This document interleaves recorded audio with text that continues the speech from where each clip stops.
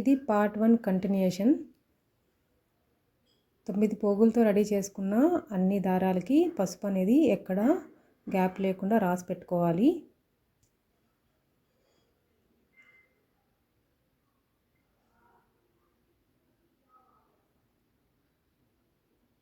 So ఈ విధంగా అయితే చుట్టి పక్కన పెట్టుకోండి. ముందుగా పెద్ద దారం ఉంది కదా, కాసుకు కట్టే దారం అయితే ముందు ప్రిపేర్ చేసుకోవాలి. ఇప్పుడు కాసును తీసుకోవాలి. కాసు లేని వాళ్ళు పసుపు కొమ్మ కూడా వేసుకొని కట్టుకోవచ్చు.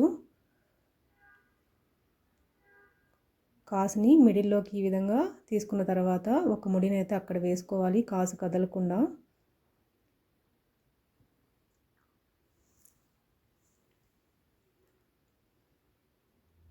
కాసుకు కూడా బొట్టు పెట్టుకోవాలి.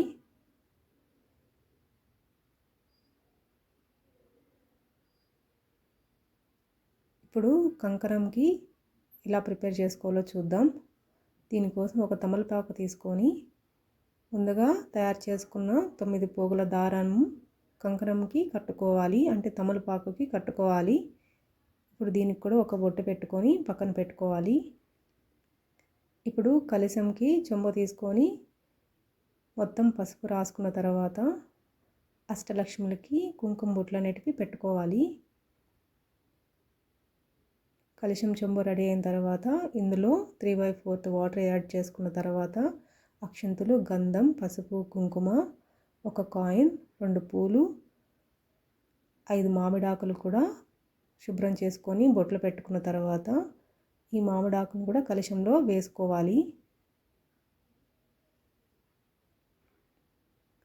ఇప్పుడు కలశం కొబ్బరికాయ కూడా బొట్టు పెట్టుకోవాలి.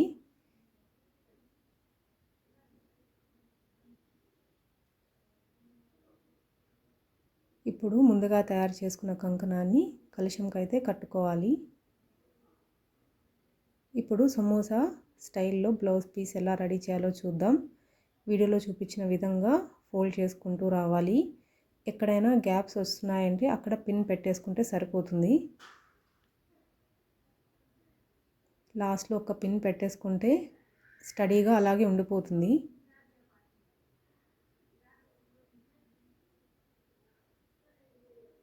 ఇప్పుడు టెంకాయకి బ్లౌజ్ పీస్ పెట్టేసుకున్న తర్వాత ముందుగా తయారు చేసుకున్న కాసును కూడా పెట్టుకొని